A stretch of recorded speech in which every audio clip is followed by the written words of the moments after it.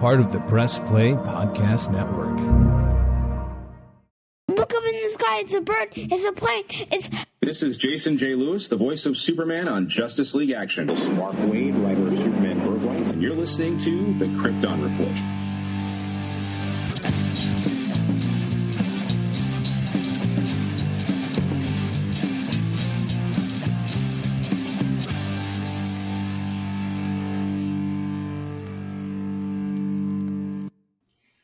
Welcome to the Krypton Report. I am your host, Tyler, the Superman of Blue, the Man of Tomorrow. And with me today is always the better half of this dynamic duo of power, Mr. James Cole, the Superman of Red, the Man of Steel.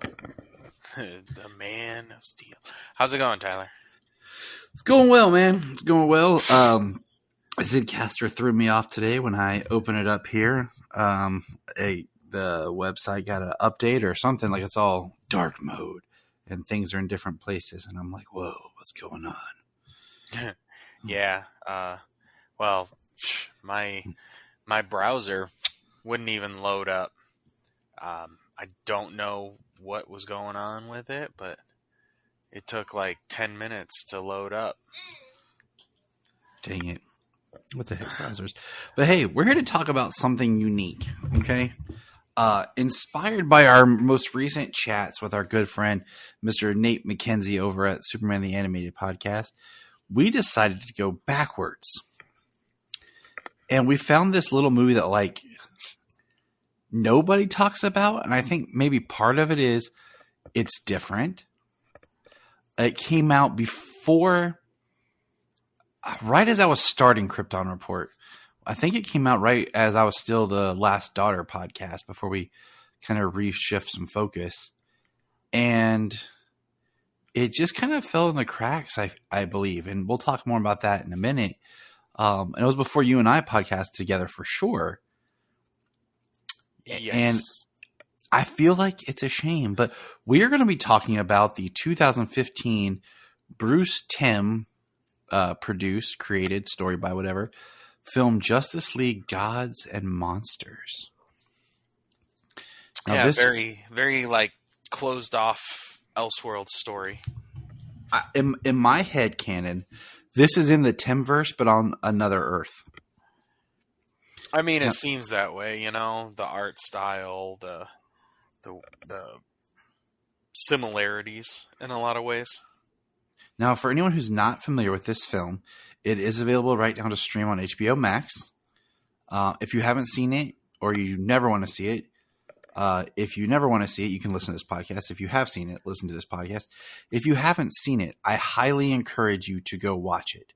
Now, we're going to do this a little different. We're going to talk spoiler free, and then we'll go into spoilers. Now, a little quick synopsis is the film is an alternate Earth where Superman and Wonder Woman and Batman, the Trinity, which I think is interesting, first of all, is that the film is called Justice League, and they're called the Justice League, but it's only the Trinity, are not the same characters as they are used to be.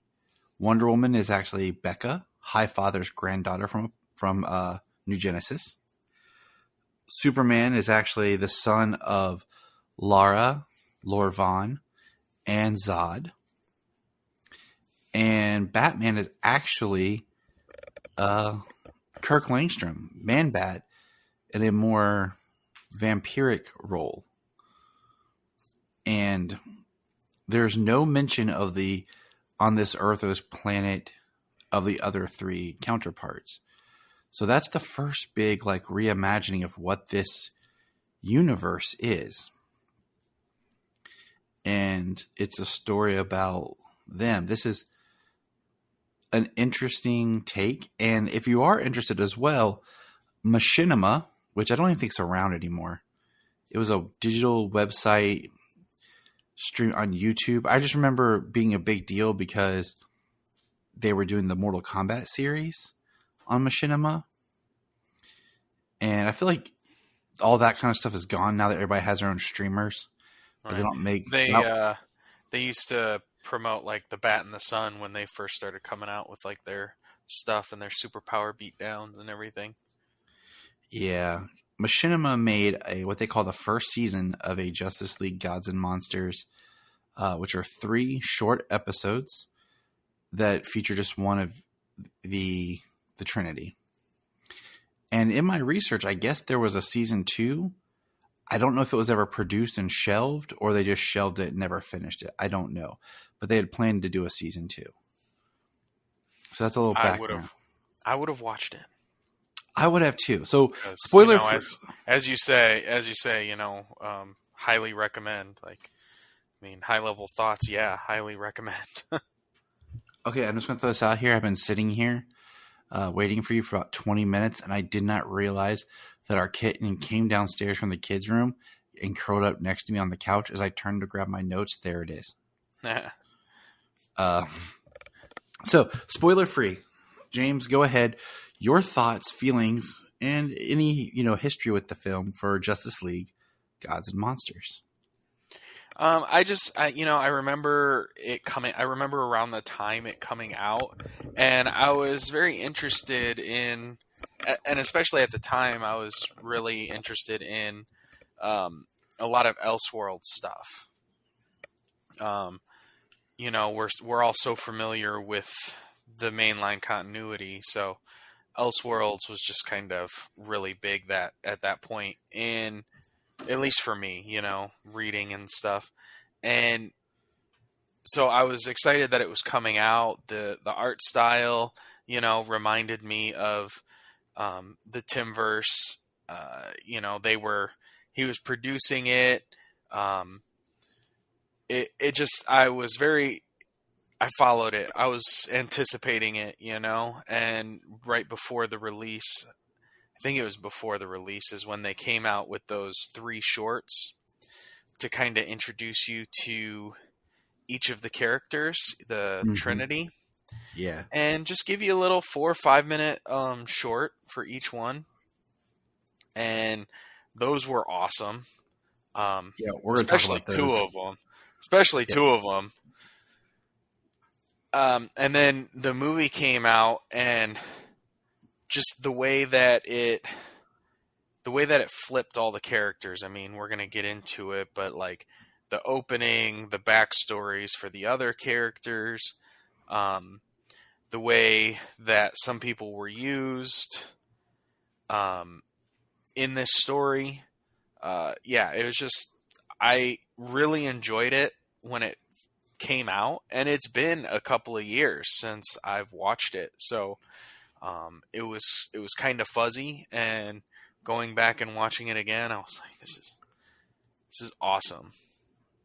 Like, so, it's one that needs to come around, that people need to talk a little bit more about.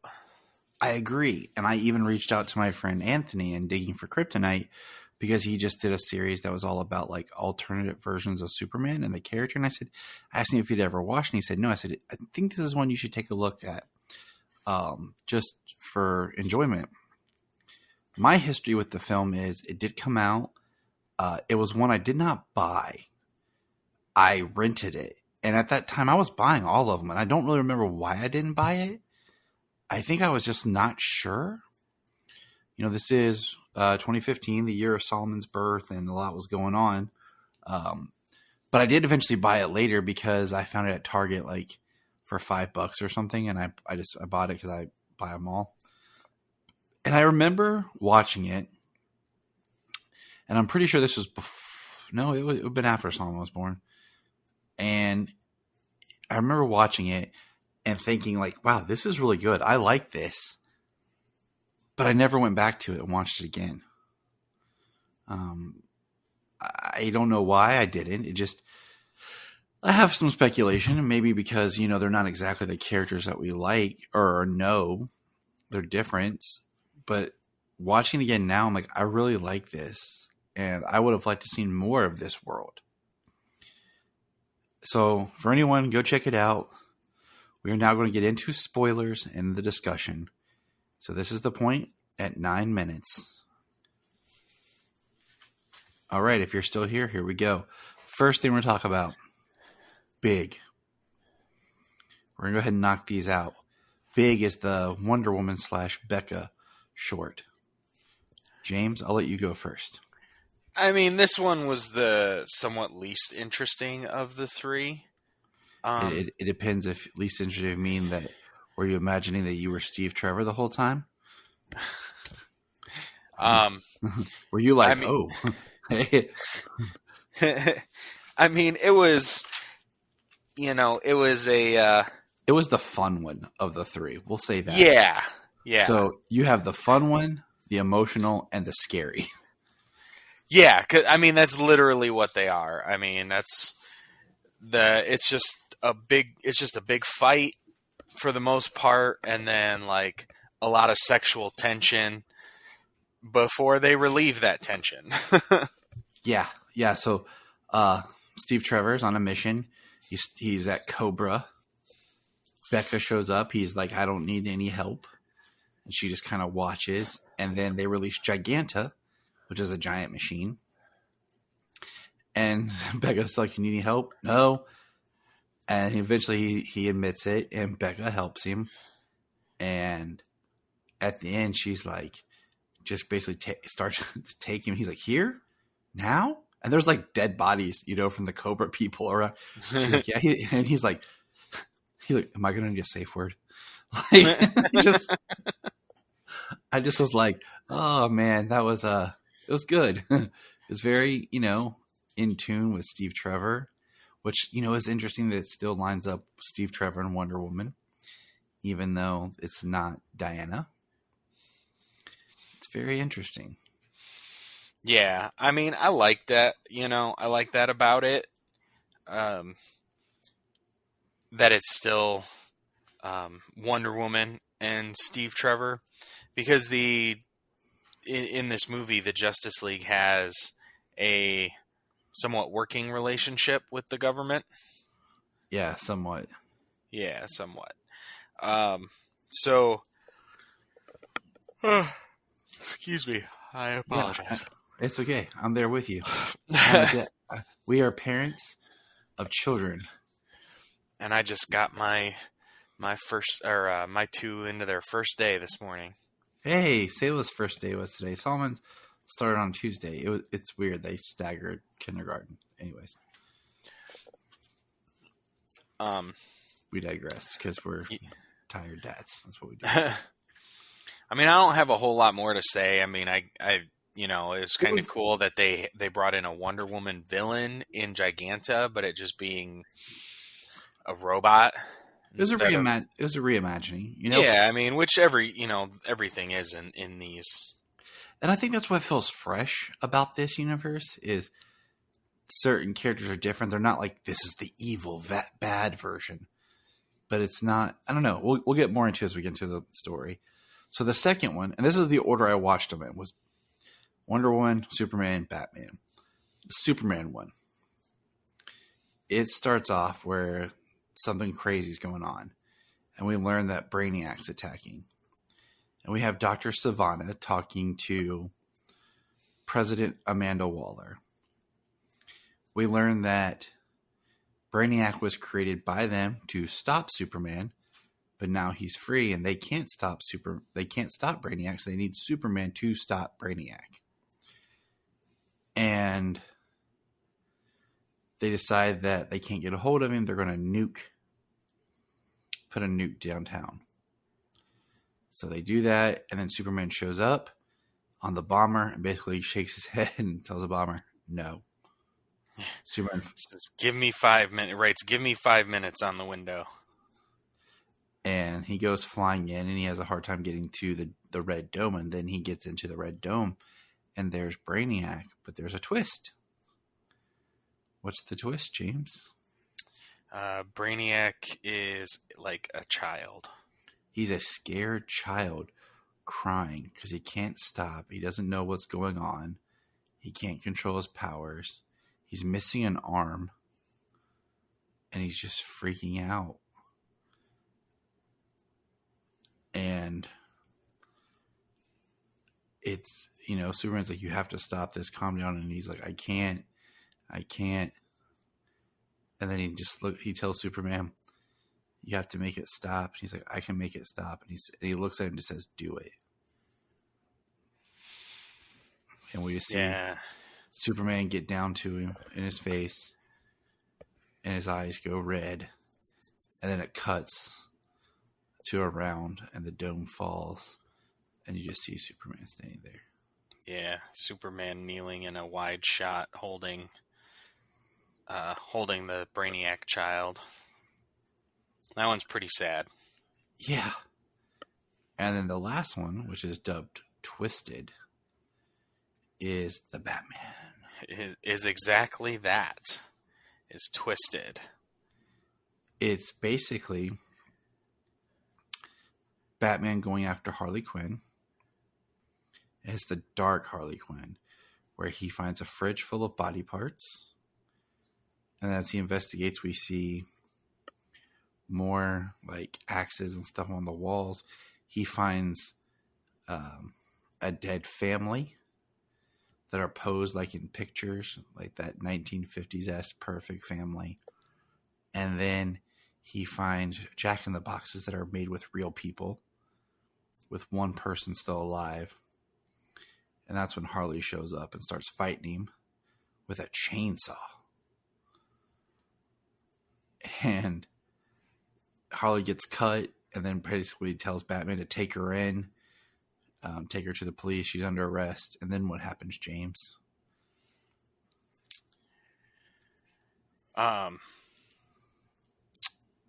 Batman bites her. He fangs out and bites her. Yeah, he bites her, drinks her blood. Blood splatter on the wall. And I think this would be like really cool if you had no idea what Gods and Monsters was going to be, and you watch these three, like, I think Batman would be like, what the like, well, yeah, I mean, it's super dark. I mean, it's just Harley Quinn, you know. It's not there's no Joker in sight in this one. And she's just got bodies taxidermied with smiles, positioned. She's got halves of people used as Jack in the Boxes. I mean, she's like a super twisted, like, doll maker type. And, yeah, it's just, yeah. And then it's an intense short, you know? Yeah.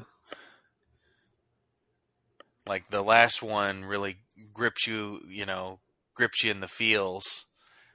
And then, like, it's sad that he's got to do what he's got to do. And then you go to this one, and it's fast paced. It's dark and twisted, and yeah, in the end, she gets drained. Yes, she does. So that's our setup. And now it's time for the film. So we start on Krypton, just like all Superman films and movies do. And Jor-El, this Krypton very John Byrne, because they're about to send the pod with their not conceived child, where Jor-El just has to input his genetic material. And Lara and Jor-El are there, but lo and behold, Zod shows up and shoots Jor-El. Blows his hand off. Yeah, very Peter Weller. Uh-huh. And then Zod inputs his genetic makeup into it. And there's some cool dialogue about the data that Jor-El provided, Zod not believing the data. You know, a little backstory about how Krypton was destroyed, what they did, and then the ship is launched. And then we cut to basically what would be the modern time. I'm going back to my notes here. Now, I will say we have Benjamin Bratt as Superman. And we have Michael C. Hall as Batman, which was awesome. I loved his voice as this Batman, as Kurt. Mm-hmm. And Tamara, I can't remember my handwriting. Dang it, Tyler. As Becca.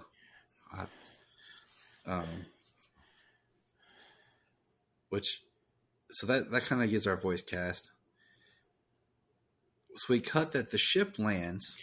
There's a while we're on it, I mean, there's a whole host, like there's a whole bunch of people in this cast.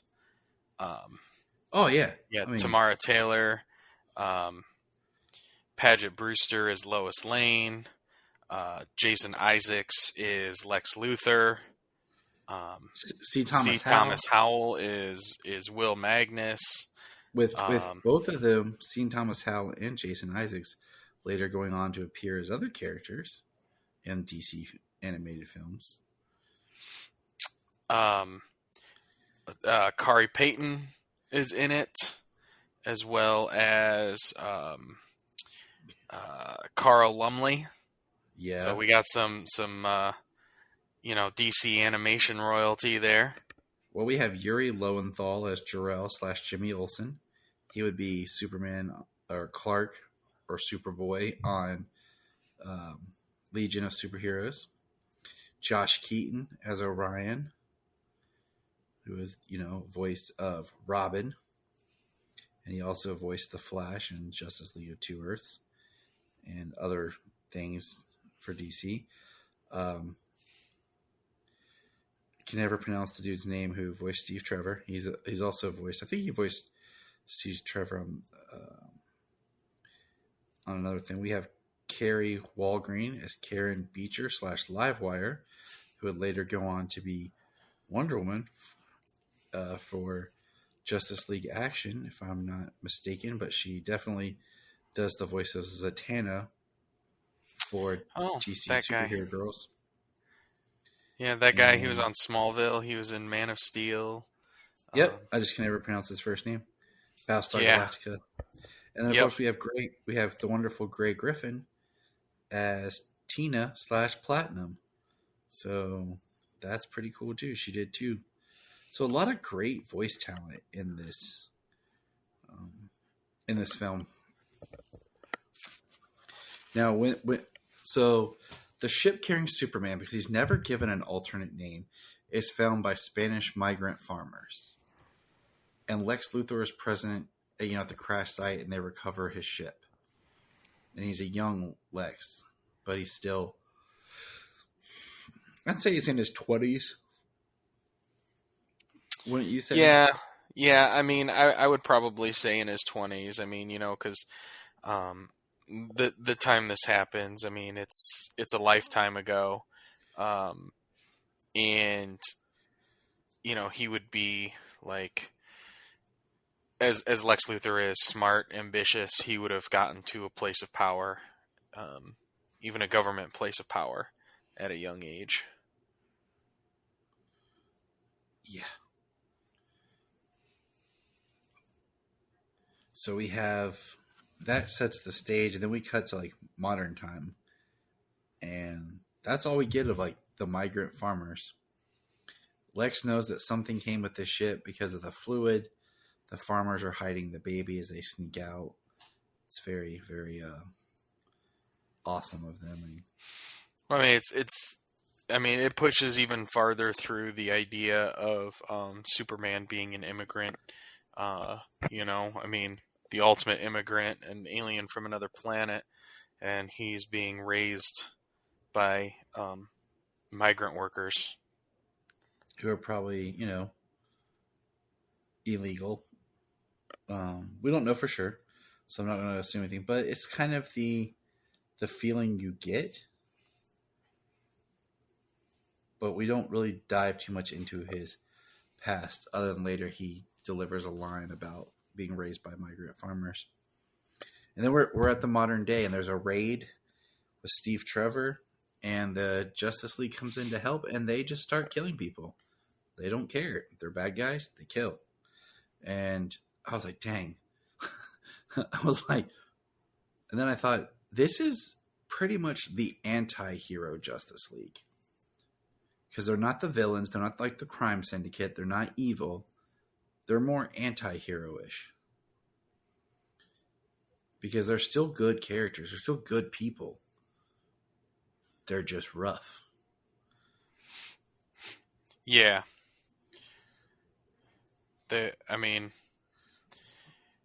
in their position of power, is it necessary that they kill people? They could probably subdue everybody. I mean, it's honestly, in this respect, it's not Batman, a mortal Batman going up against armed people, and stuff's going to happen. Yeah. People are going to get caught in the crossfire, that type of stuff. But all three of these beings are incredibly superpowered. There's not a whole lot, especially just people with guns, that is a threat to them.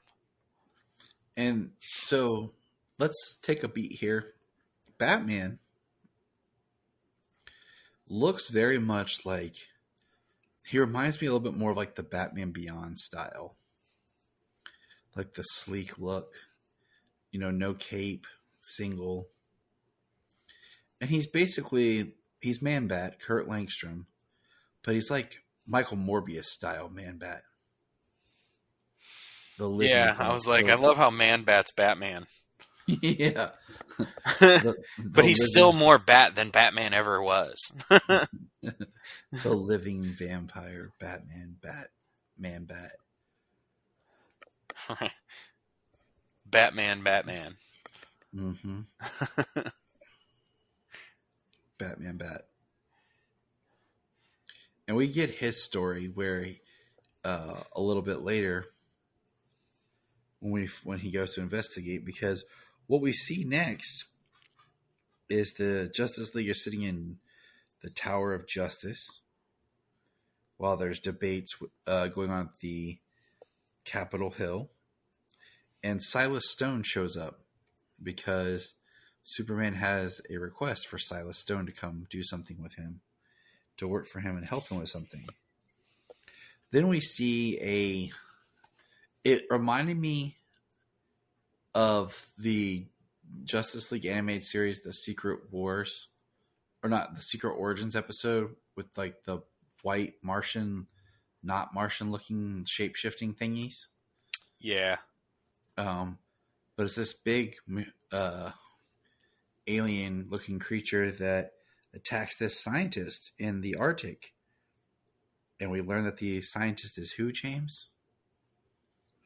Victor Freeze. Victor Freeze, who's just a normal dude, okay? He's not Mr. Freeze. He's just a normal homeboy out there doing his science He's a thing. Doctor. Yeah, but he's not in some sort of cryogenic, massive, I'm going to shoot you, Arnold style voice. But, anyways, one thing that I was thinking about when we were talking about Superman, and I always pictured that scene with Lex and the crash ship. I always pictured that scene as like New Mexico, like a Roswell scene. Oh yeah.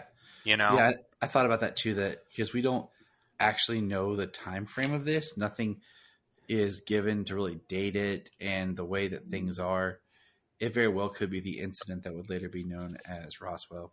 Yeah. In this world. Very, very astute, Mr. Cole. Very, very wise. But yeah, Victor Freeze is killed in the Arctic by some sort of machine type thing that fangs him, that bites his neck. I haven't had my Zoa today. I'm feeling it. I'm not feeling the Aster. Oh, you have to feel the Aster. I know. Not feeling them. I'm not whelmed, man. Not staying whelmed. You're underwhelmed. And then we have people, these two guys talking, and they have super tiny horses. And they talk about miniaturizing. And we find out it's Ray Palmer and Ryan Choi. And they get attacked and both die. Are we seeing a pattern, James? Well, definitely Ray Palmer. I mean, But yes, we are seeing a pattern. We've got smart people from the DC universe being killed by these robot-looking things, and very clearly trying to make the killings look as though the Justice League are killing these scientists. And the next scene, Kurt is in his lab, and he's on the phone talking to Tina and Will Magnus, and they're kind of he's talking about what's going on, and he's starting to put pieces together. And then we cut to Silas and Victor Stone, and they are attacked, and it's made to look like it's Superman that attacked them and killed them. The first one was made to look like Batman. The second was made to look like Wonder Woman. This is made to look like Superman. And the part that got me is when Superman actually goes to investigate. He runs into Miss Lane, and Lois is pretty cool in this, I will admit. And he x-rays it, and he sees the dead bodies of Silas and Victor. And Silas is trying to basically protect his son over top of him. He just sees their two skeletons together. That got me a little choked up, not gonna lie. Yeah, a little bit. It's a sad moment, you know. And that's when, Kurt is like, we're being framed. And this is when we get the Luther's boys, as we learned that Luther, was at college. We don't know what college. I don't think they said. I wrote Professor Luther. Hey, that'd be pretty cool, man. Like, I would love to see more of this world explored, honestly. Because Luther's not a bad guy in this, honestly. Yeah. And Luther's boys was a bunch of scientists. And what do you call it? They got their picture taken at graduation, and Kurt was one of them. And it was interesting because we have the flashback of how Kurt and Will were trying to figure out that, Kurt did they flat out say he had like cancer? So I was trying to listen to see, I don't think they ever specified like what he had. I don't know if it was a blood disorder or if it was some sort of cancer. But he just knew he was dying, and they kind of knew he was sick. But I think he held it away from them how bad it was. And yeah, they had the Will was working on his nanotech, building a ship in a bottle, like replicating itself, building a ship in a bottle, which is really funny because before the whole pass out sequence, they go off to a party and they convince Kirk to come with them. And Will's like, this is the first time I caught it, at least that I recall. Will's like, come on, Crazy Ivy's going to be there with her homegrown. Yeah. I was like, oh, that's hilarious. Yeah, we got an Ivy reference. Yep. And then basically Kurt and Will try to figure out nanites on a biological level. And of course, they tested on mice, and then Kurt tested on himself, and it turns him into a vampire.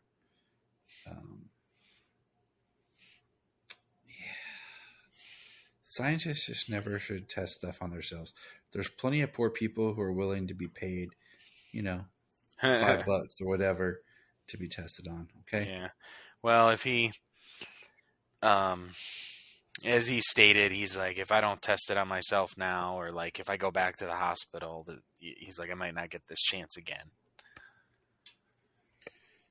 And what happens? Vampire. Yeah. One rat lived and 4 died, but that's good enough. Let's test it on ourselves.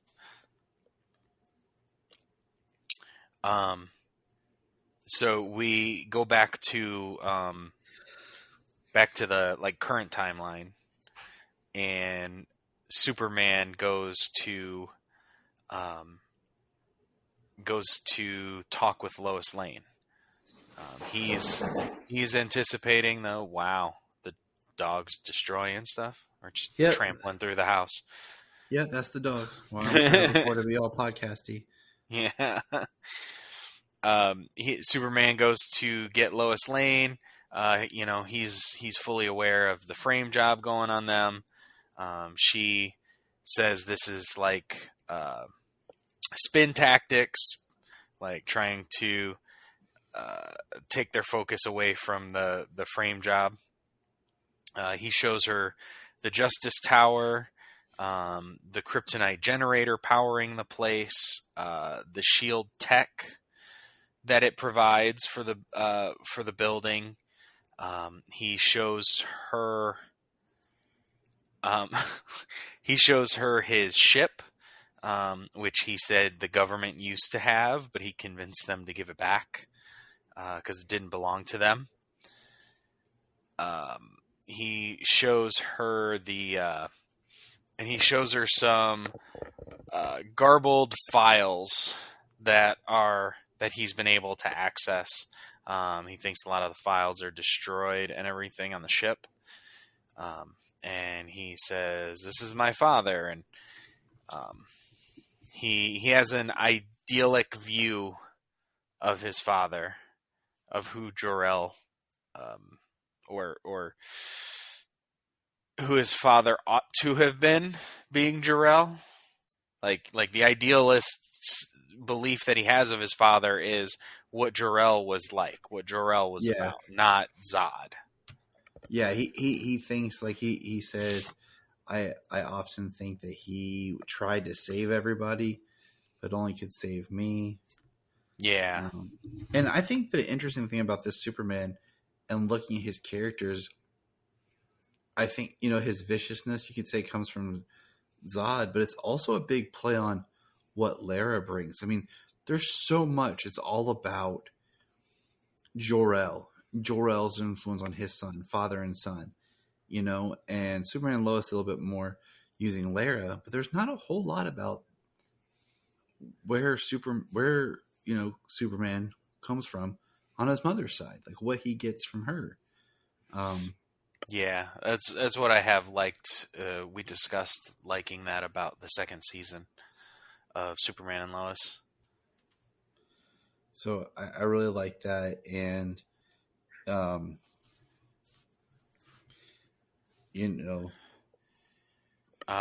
so Batman investigates Silas Stone's office, where he finds some information about Project Fair Play, which I think is awesomely named when we learn that it's basically, spoiler alert, it's a weapon created to take out Superman. So it's fair. Right. And it's interesting, we see Project Fair Play, and we just see some more people. So some people that I saw in the little meeting that everybody who was involved, it's all like the smartest people in the DC universe. And a few of them there that I picked out was Savannah. Holt was there, who's Mr. Terrific. John Henry Irons was there. Pat Dugan. Yep. Pat Dugan was there. So there was another 7 or 8 people there, but they didn't name all of them. So it's literally on you to pick out some of them. Karen Beecher. Yep. They name her. They name Savannah. They name Holt. I picked out Jeremy Irons. He wasn't in that scene. Jeremy Irons wasn't in this? Well, with the all-star cast, I mean, he damn well could have been.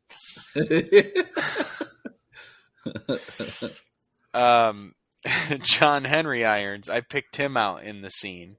He only has like a single line, I think, and you can with the way he talks, the character, the build, the earring that it was drawn with from the time, Like it was definitely John Henry Irons.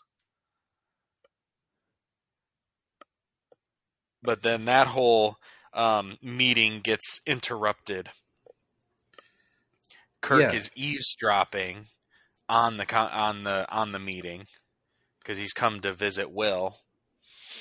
He's smart to be there to, to protect his friend, and he starts fighting the thing, and then Becca and Superman show up, but Becca's sword has a built-in boom tube, and that's pretty awesome that she can boom tube through the sword. Yeah, so I'm not sure when that moment happens because like my notes are kind of like shorthand in different areas.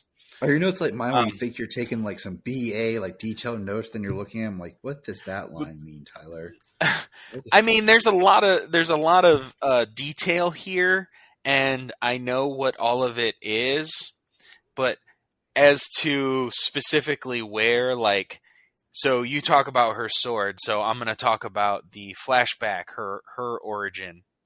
Yeah, go for it. And I just can't place where that would be in the movie.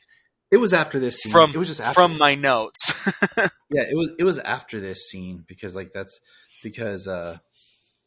Trevor makes a line to her, and she gets mad. Like, I told you that in a moment of weakness. And oh yeah, that was.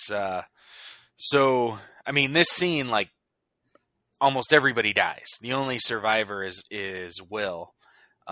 Tina dies, and then everybody else. He even gets burned, doesn't he? Yeah, like he's like, yeah, he's in a coma.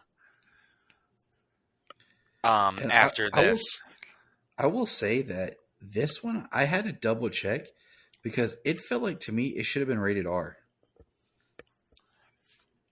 And it could have been. It's PG-13 because I double checked because it felt more rated R to me than some of the rated R animated films. Well, that's just the rating system, the ratings board changing those types of things. But it could be. Yeah, so then they talk to her about going, like, so Wonder Woman goes to talk to Steve Trevor, and they kind of do a little training thing together, little sparring match, and he says that she's Superman's boyfriend, and she says she belongs to no one, and he said you did once, and then she like chucks him against the wall really hard. I beats the shit out of him. And then we get her tough, right? And then we get her origin story here. It goes back to Apocalypse, and Becca is betrothed to Orion. This is the scariest scene of the entire thing. As Highfather's granddaughter. This is what? This is the scariest scene in the entire movie, and Jania had to point out to me why it was super scary. Because you see Darkseid smiling. Yeah. She's like, that's scary. Well, that should definitely tell you, like, things aren't what they seem in this universe when it comes to that. At this point, it seems that they're having the marriage to bring the peace between Darkseid and New Genesis, or Darkseid, Apocalypse and New Genesis. Whereas in our normal story, that's where Orion and Scott Free were traded to bring about a truce between New Genesis and Apocalypse. And in this is where Orion gifts Becca the sword, made from one of the finest craftsmen on Apocalypse, and with the mother box built into the hilt so she can boom tube. And then the wedding happens, the wedding goes off, and then she tries to take Orion to run to get away as High Father and Light Ray and all the other new gods. I mean, what is it? Red Wedding? Kill the entire groom's family. Yeah, and they kill them all. They kill Orion. Granny Goodness was doing the service, which was creepy as can be. First of all, just seeing Granny up there, like you said, if you're thinking about it, just them being happy is enough to scare the crap out of you. Yeah. So, which is I think this scene is really cool. I think this origin scene was a lot better story than the short was for Wonder Woman. Yeah, the short for Wonder Woman was cool, but yeah, this is the story that we needed. And then when we come back, let's see.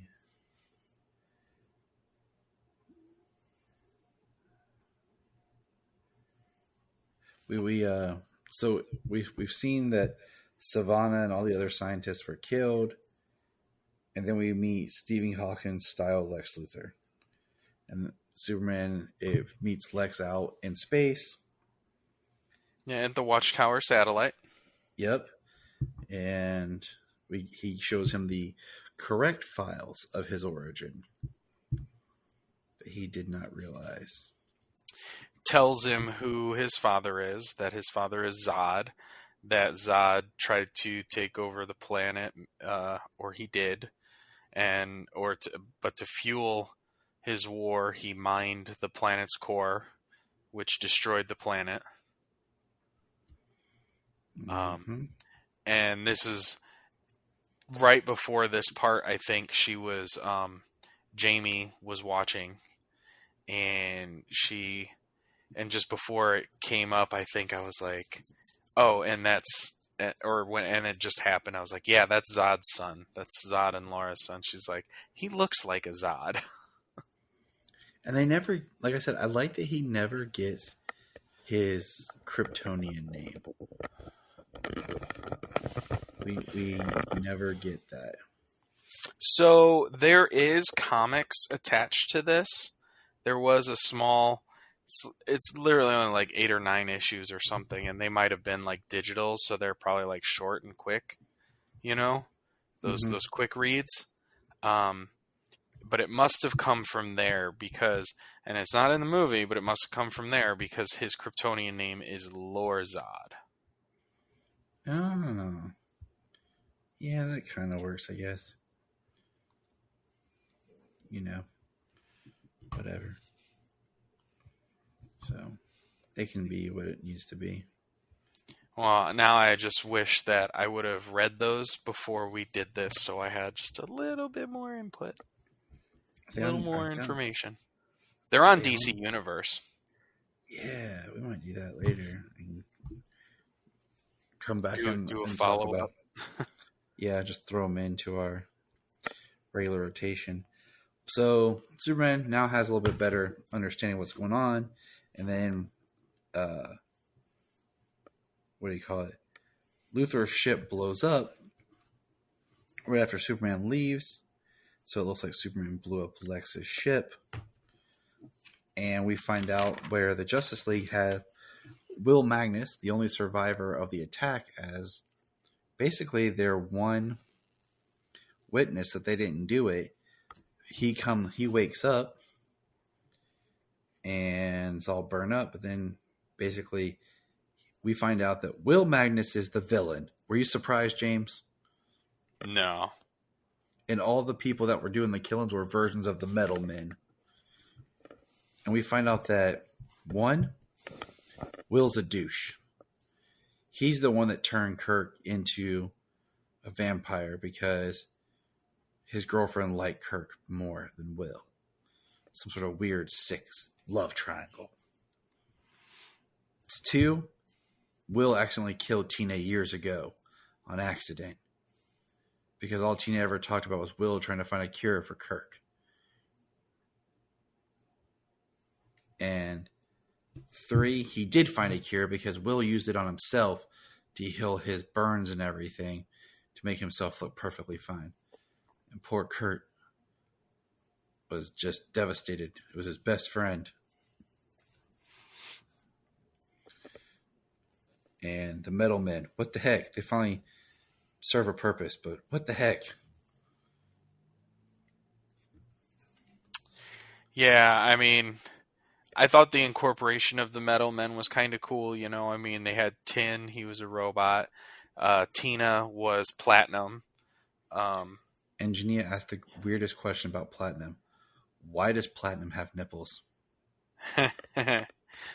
Well, you know, I mean, Will still needed to get down. I guess. I kind of, I was like, because I was like, I looked at Jania like, I seriously don't know.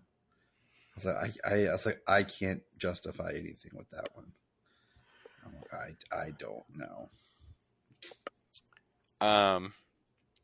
But I mean, the only thing that kind of really I would have liked to see a little more of, or like more of an explanation of who the other Metal Men were. Gold, you know, wasn't it Gold? Gold was the vampire. Platinum. Then what? Bronze would Yeah. was Wonder Woman, and then like Iron was Superman. Yeah, I think so. Because we met Platinum and 10 for sure. I know Gold was the Batman.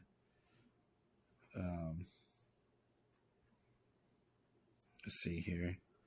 Gold, Platinum, Mercury, Iron, 10, and Lead.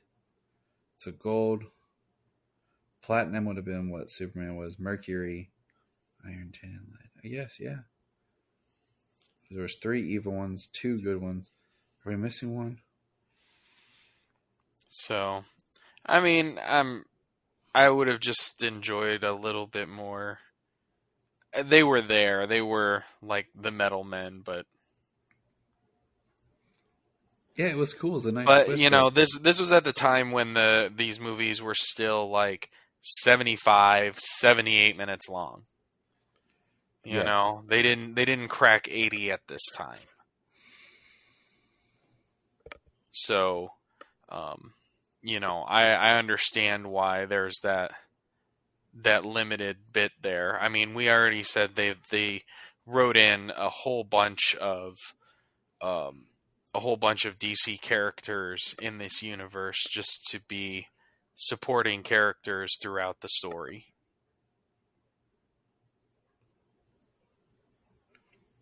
Yeah, but Kurt eventually stops and kills Will.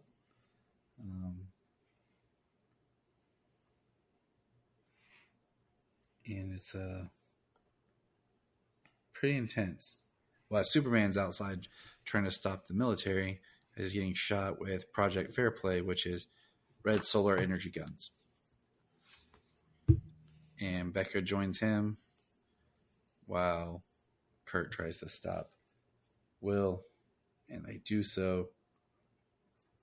And they only do so after Lex shows up and says that tells Steve Trevor to stop being an idiot and to help the Justice League because Will Magnus is the one trying to control everybody's minds.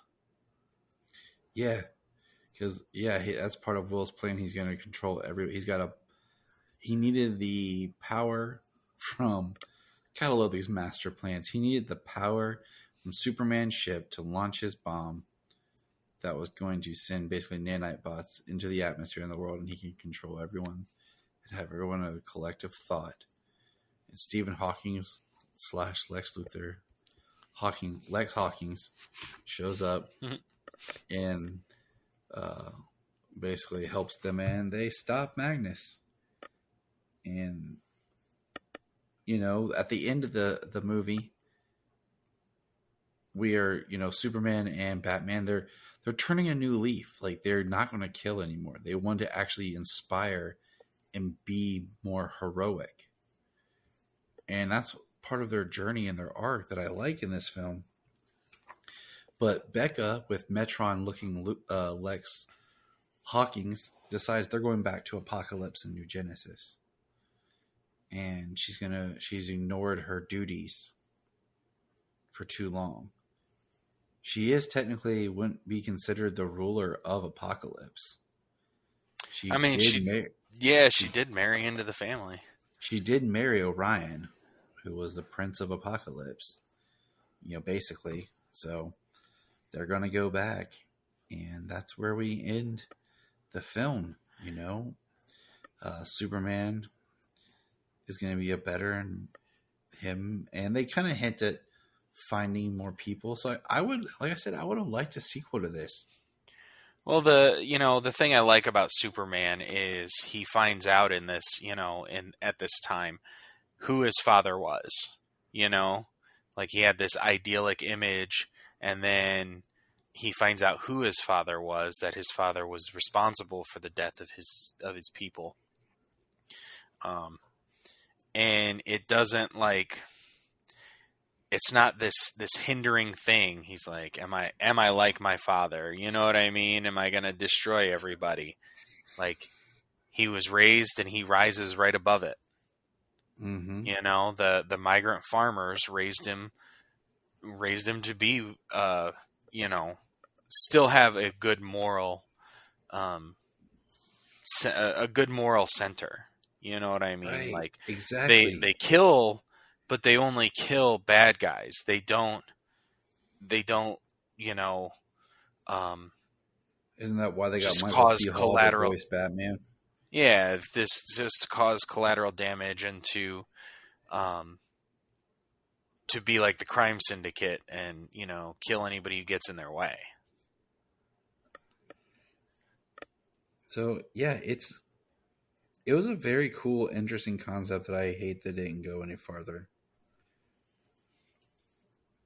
Because I really think we could be talking about... and I looked up the comic series. It's 3 issues of Wonder Woman, 3 issues of Superman, 3 issues of Batman, and 9 issues. It says the Justice League.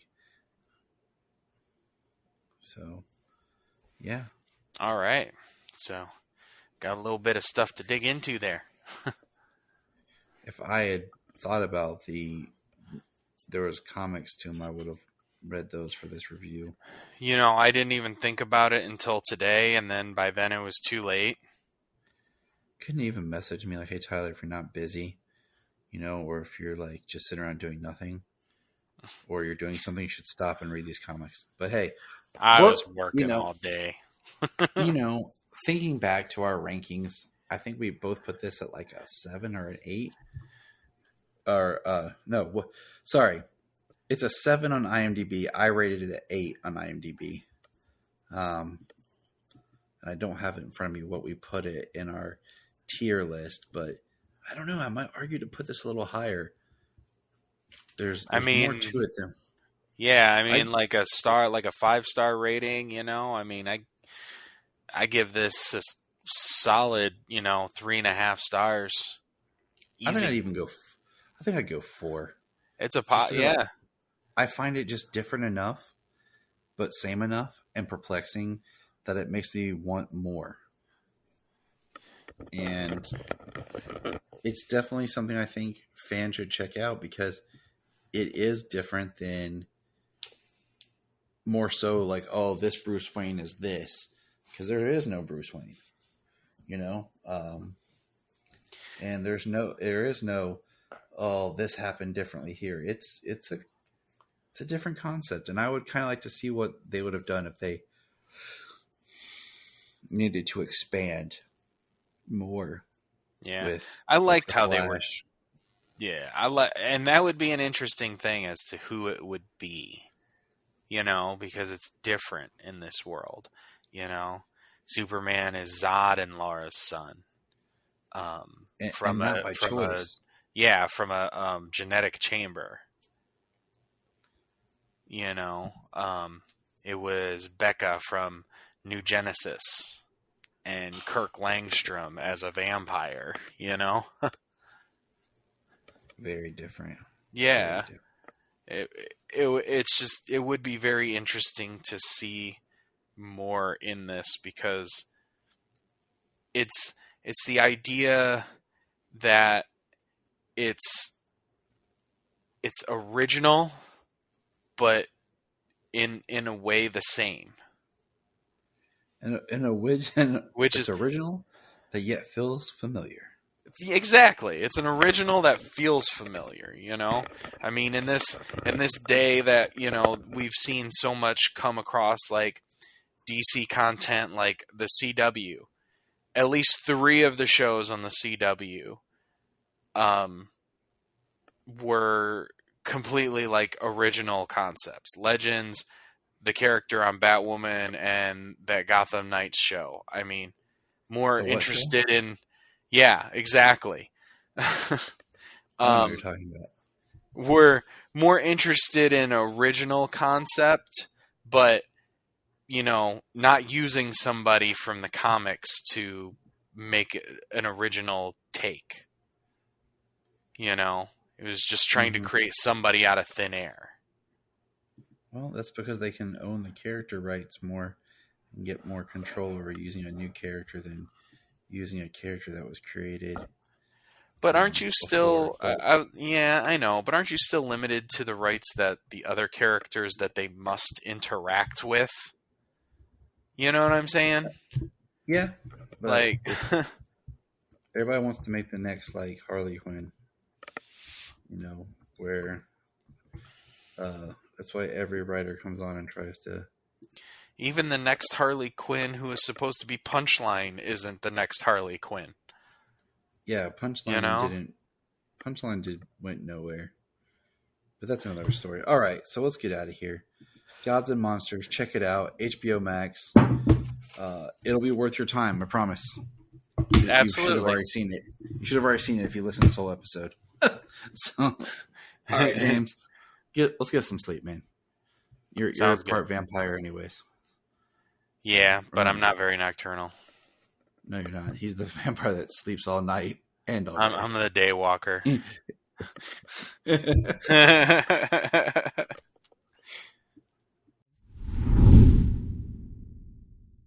We're going to press pause and hear a few words from our other podcasts on Press Play Podcast Network.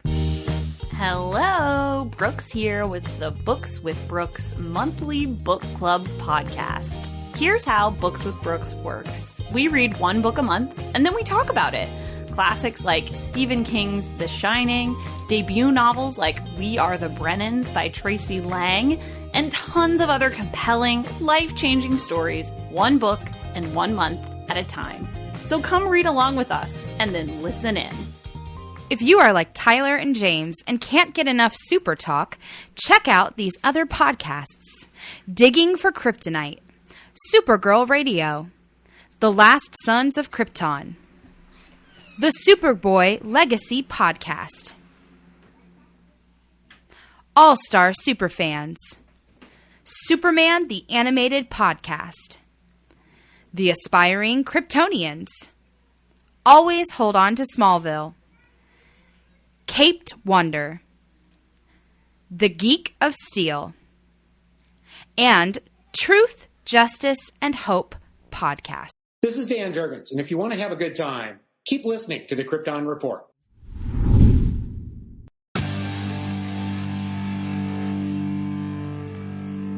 Look up in the sky. Yes, it's Miss Sailor. We just want to say, if you've enjoyed this podcast, please check out other podcasts on the Press Play Podcast Network. Remember to check out Krypton Report on all social media platforms. Go to linktree.com/Krypton Report. You find all of our information right there. $1 a month, you'll get extra special content that you don't get on the main show, like movie commentaries and whatever else comes out of our mouths. So check it out, patreon.com/Krypton Report.